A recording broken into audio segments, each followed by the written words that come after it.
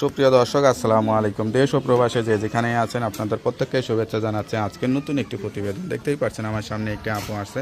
আপুটা আসলে দেখতে শুনতে অনেকটাই সুন্দর লাগছে। আসলে কি হয়েছে তার জীবনে বা কি বলতে চাই, চলুন কথা বলে জানার চেষ্টা করি। আপু আসসালামু আলাইকুম। ওয়ালাইকুম সালাম। আপু আপনার নাম কি? আমার নাম কাকুলি ভাইয়া। কাকলি আপু, কেমন আছেন আপনি? আল্লাহ ডাকতে ভালো। নাম নাম শোনার জন্য কি হাসলেন নাকি? হ্যাঁ, নাম শোনার জন্য। কি সবাই চেনে তারপরও জিজ্ঞাসা করে নাকি? জিজ্ঞাসা করলেন। আচ্ছা আচ্ছা, না অনেকে নতুন লোকও তো দেখবে, তাই না? হ্যাঁ। তা আপনার ঠিকানা কোথায়, থাকেন কোথায়? আমি থাকি কাঞ্চনপুরে, ঢাকা। আচ্ছা জেলা ঢাকা, থাকি কাঞ্চনপুর। আচ্ছা, তা কি অবস্থা, পরিবারে কে কে আছে? পরিবার আছে, বাবা মা, আমার বাচ্চা আছে।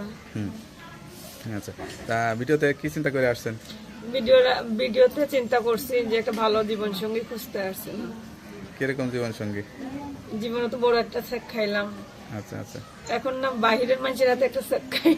আচ্ছা আচ্ছা, কোনো বাইরের প্রবাসীকে বিয়ে করতে চাচ্ছেন সেরকম? হ্যাঁ, চাচ্ছি। তো আপনার যে সন্তান আছে তারা কোথায় থাকবে?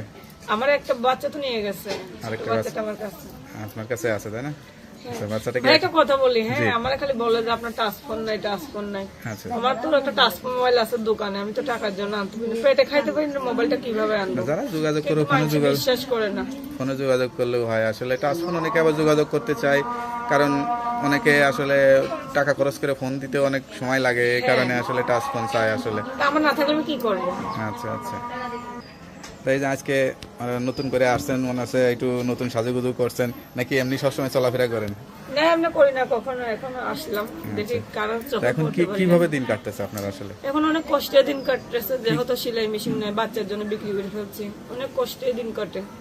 আচ্ছা আচ্ছা, কোনো কাজ কাম না করলে তাহলে সংসারটা কে চালায়? সংসারটা আমি চালাই, বাবা চালায়।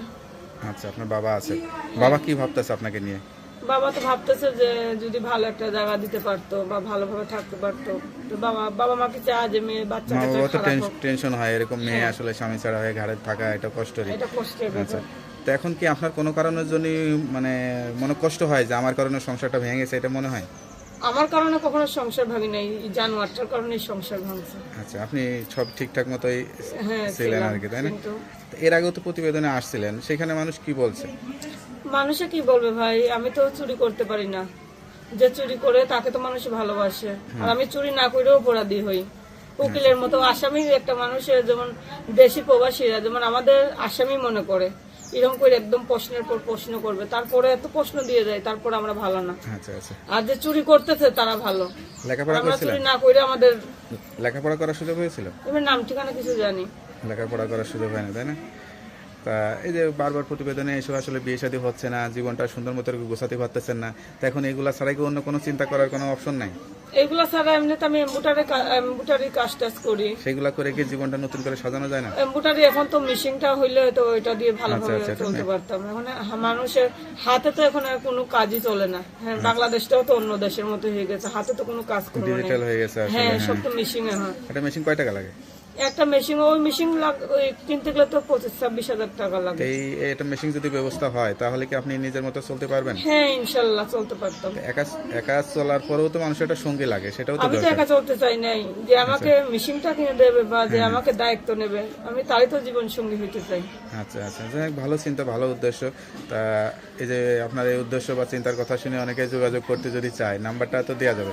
হ্যাঁ, নাম্বারটা দিতে পারবো। নাম্বারটা মুখস্থ আছে? হ্যাঁ, তাই একটু বলে দেন। 017 017 33 33 83 83 73 73 84। 84।